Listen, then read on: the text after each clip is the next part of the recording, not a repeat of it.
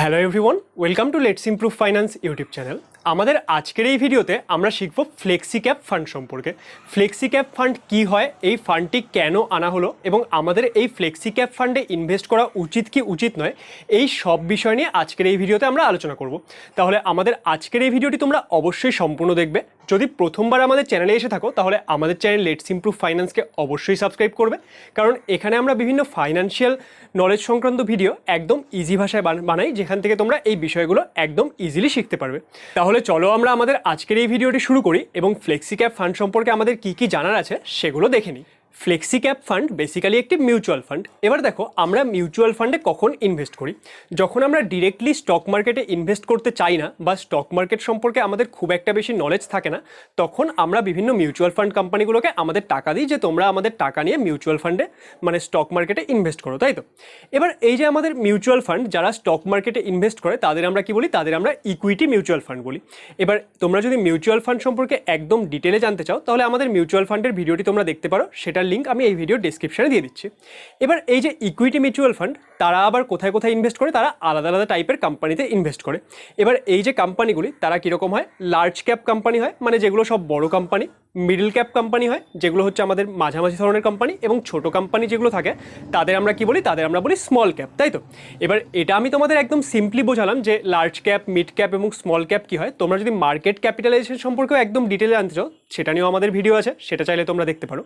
এবার এই যে mid cap, small cap, large cap, কোনো একজন ইনভেস্টার সে ধরনের এদের প্রত্যেকটিতে ইনভেস্ট করতে চায়, তাহলে তখন সেখানে একটি মিউচুয়াল ফান্ডের টাইপ আসে, সেটা হলো multi cap mutual fund. Multi cap mutual fund কী হয়? তারা কোনো একটি পার্টিকুলার টাইপের কোম্পানিতে ইনভেস্ট না করে তারা large cap, mid cap, small cap এই সবগুলোতে ইনভেস্ট করে। এবার আগে কি হচ্ছিল? আগে এই যে আমাদের মাল্টি ক্যাপ কোম্পানিগুলো মানে মিউচুয়াল ফান্ডগুলো, তারা বেশিরভাগ টাকা কোথায় ইনভেস্ট করছিল? লার্জ ক্যাপের মধ্যে, কারণ লার্জ ক্যাপ সেফ হয়, এবং মিড ক্যাপ এবং স্মল ক্যাপে তারা কম টাকা ইনভেস্ট করছিল। এবার আমাদের যে এই মিউচুয়াল ফান্ড, স্টক মার্কেট, এদের রেগুলেটরি অথরিটি সেটা হলো সেবি। সেবি একটা রুল নিয়ে আসলো 2020 সালে, যে সেখানে তারা কি বললো? এই যে মাল্টি ক্যাপ মিউচুয়াল ফান্ডগুলো আছে তারা ইচ্ছা মতো যে কোনো টাইপে ইনভেস্ট করতে পারবে না। তাদের যে টোটাল টাকা তার 25% করে তাদেরকে সব জায়গায় ইনভেস্ট করতে হবে। মানে কীরকম?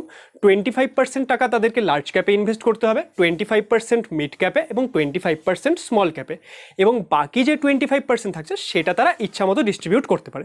তাহলে এখানে ব্যাপারটি কী হলো? যে এই যে মিউচুয়াল ফান্ড কোম্পানিগুলো, তাদের কাছে অপশন কমে গেল, মানে তারা নিজেদের ইচ্ছা মতো আর যেখানে সেখানে ইনভেস্ট করতে পারছে না।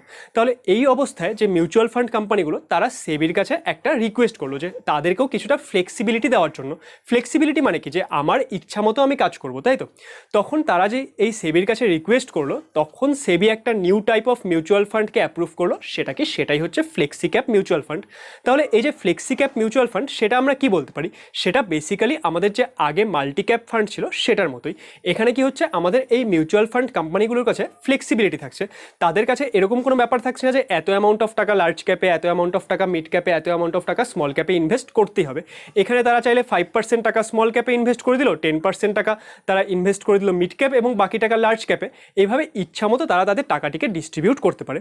তাহলে এই যে এই স্পেশাল টাইপ অফ ফান্ড, এটাই হচ্ছে আমাদের ফ্লেক্সি ক্যাপ মিউচুয়াল ফান্ড। তাহলে ফ্লেক্সি ক্যাপ মিউচুয়াল ফান্ড কি আমাদের জন্য সেফ? হ্যাঁ, অবশ্যই সেফ, কারণ এখানে মিউচুয়াল ফান্ড কোম্পানিগুলো কি করছে? তাদের যেদিকে বেশি আমাদের রিটার্ন আসবে সেই অনুযায়ী তারা ইনভেস্ট করছে, কারণ তাহলেই তো আমাদেরও লাভ হবে এবং মিউচুয়াল ফান্ড কোম্পানিগুলোও লাভ হবে। আর আমাদের কখন এই ফ্লেক্সি ক্যাপ ফান্ডে ইনভেস্ট করা উচিত?